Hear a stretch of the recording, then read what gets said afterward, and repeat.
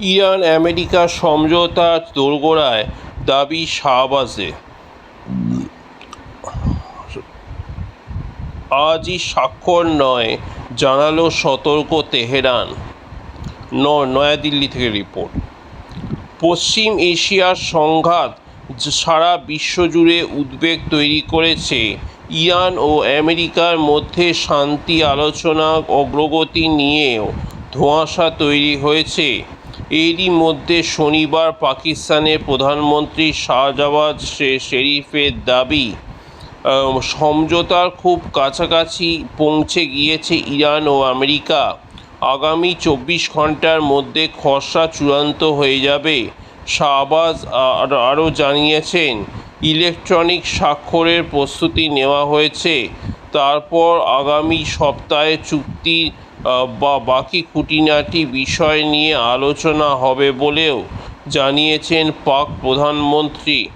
যদিও পাক প্রধানমন্ত্রীর এই দাবি কিছুক্ষণের মধ্যেই ইরানের বিদেশ মন্ত্রকের মুখপাত্র ইসমাইল বাঘেল পাল্টা জানিয়েছেন 14 তারিখ রবিবার আমেরিকার সঙ্গে সমঝোতা স্বাক্ষর হওয়ার কোনো সম্ভাবনা নেই, তবে আগামী কয়েকদিনের মধ্যে সমঝোতা হওয়ার সম্ভাবনাও উড়িয়ে দেননি তিনি।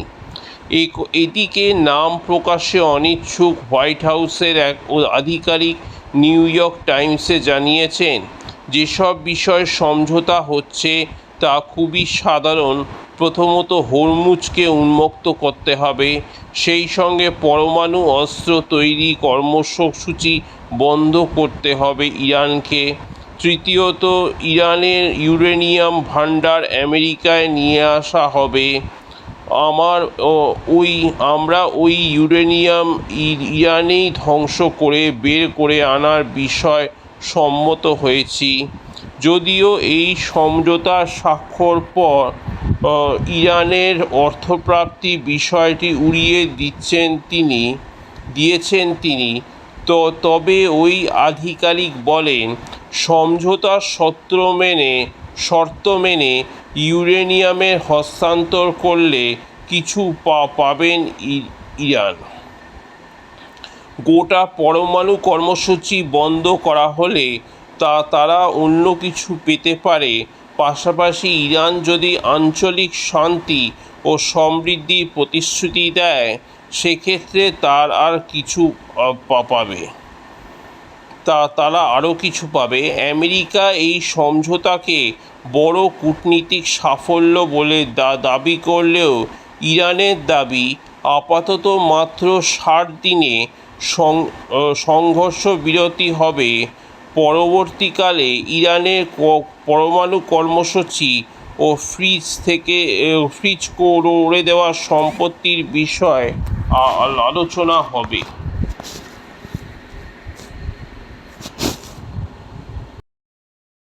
নরেন্দ্র মোদীর গৌরব ও অগৌরব, রাজনীতির ওঠাপড়ায় হিমাংশু সিংহ। টানা 12 বছর ক্ষমতায় ম্লান নেহরুর রেকর্ডও নরেন্দ্র মোদীর গৌরব আকাশ ছুঁয়েছে। কিন্তু সাধারণ মানুষ কি তার এই কৃতিত্বে স্বস্তিতে? রুটি-রুজির লড়াইয়ে তারা কি এক চুলো এগিয়েছেন বিজেপি সর্বগ্রাসী প্রসারের এক দশকে, নাকি কলকারখানায়, চাষের জমিতে পরিযায়ী লড়াই আরও কঠিন হয়েছে? চুক্তির চাকরিতে প্রাপ্য আদায়ের খেটে খাওয়াদের জীবন আজ দুর্বিষহ।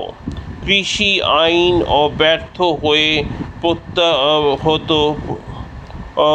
দেশের সর্বোচ্চ চাকরিদাতা রেল পর্যন্ত যে হারে বেসরকারিকরণের পথে হাঁটছে, তাতে সেই ভোটে জিতে ক্ষমতায় আসুক গরিব মানুষের বেঁচে থাকা আগামী দিনে আরও কঠিন হতে বাধ্য। স্টেশনে স্টেশনে হকার হটিয়ে এখন কর্পোরেট ফেরিওয়ালাদের রমরমা। রাজনীতির ওঠাপড়া কোনো একটি দলের নির্বাচনী ইতিহাসকে ভুলিয়ে দিতে পারে না। মুছে দিতে পারে না বহুত্ববাদের ঐতিহ্য।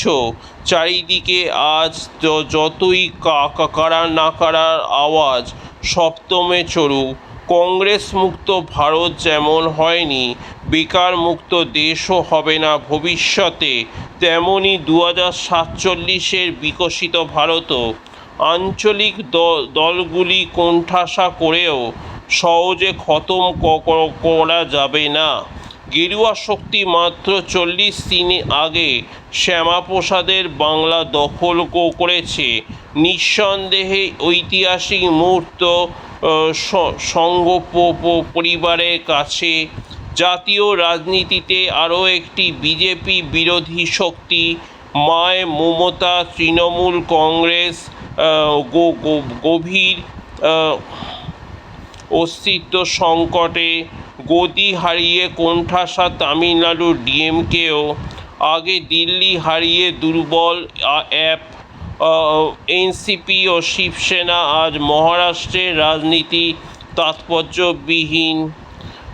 অখিলেশের ভবিষ্যৎ ঝুলে আগামী বছরে উত্তরপ্রদেশ ভোটের ফলের উপর। লালু ও নীতিশ দুজনেই ক্রমশ ক্ষয়িষ্ণু শক্তি।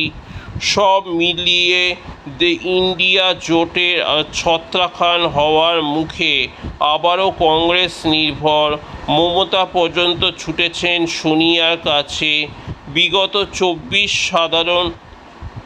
24-এর সাধারণ নির্বাচনে একক সংখ্যাগরিষ্ঠ দল হতে না পারার ধাক্কা কাটিয়ে নরেন্দ্র মোদীর সামনেই সুসময় বটে। প্রধানমন্ত্রীর 12 বছর পূর্ণ করেই তিনি ক্ষান্ত হননি। সবচেয়ে বেশি দিন প্রধানমন্ত্রীর চেয়ারে টিকে থাকার রেকর্ড স্পর্শ করে তার রথ ছুটেছে 29-এর সাধারণ নির্বাচনের দিকে। মধ্যিখানে রয়েছে এক দেশ এক নির্বাচন এবং মহিলা সংরক্ষণের আড়ালে ডিলিমিটেশনের সংবিধান সংশোধনী বিল। বিদ্রোহী তৃণমূল ব্লকের 19 এবং ডিএমকের 22 জন এমপির যোগদান লোকসভায় 2/3 গরিষ্ঠতা নিশ্চিত করতে পারবে কিনা তা ভবিষ্যতই বলবে। তবে গত 1.5 মাসে অগ্রগতি যতই আশাব্যঞ্জক হলেও চ্যালেঞ্জ বড় কম নয়। ক্ষোভ বেরোনোর সব মুখ বন্ধ করে দিলে বিস্ফোরণ অনিবার্য পরিণতি। জওহরলাল নেহরু 4398 দিন। মোদিজি আজকে নিয়ে 4403 দিন পেরিয়ে নট আউট। প্রতিপক্ষ কংগ্রেসের দাবি SIR-এর মতো এটাও বিজেপিকে ভয়ঙ্কর ম্যানিপুলেশনের ফল। নেহরুজি ওই পদে ছিলেন প্রকৃতপক্ষে 16 বছর 268 দিন। 1947 থেকে 52 প্রথম সাধারণ নির্বাচনের আগে 5 বছরের হিসাব বেমালুম নাকি গায়েব করে দিয়েছে বিজেপি। তাদের ব্যাখ্যা, ওই সময় নেহরুজি নির্বাচিত প্রধানমন্ত্রী ছিলেন না, সেই কারণে প্রথম 5 বৎসরে পরিসংখ্যান মানতে নারাজ গেরুয়া শিবির। নেহরু কন্যা ইন্দিরা গান্ধীর শাসনকালও একটানা নয়, স্পষ্ট দুটি ভাগে বিভক্ত।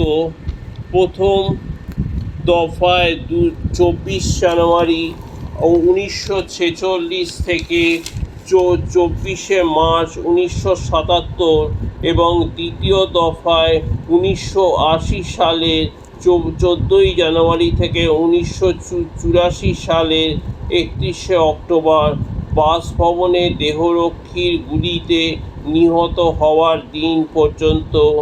এই হিসাব সামনে এনেই মোদিজির কৃতিত্বকে ছোট করে দেখাচ্ছে সোনিয়ার দল।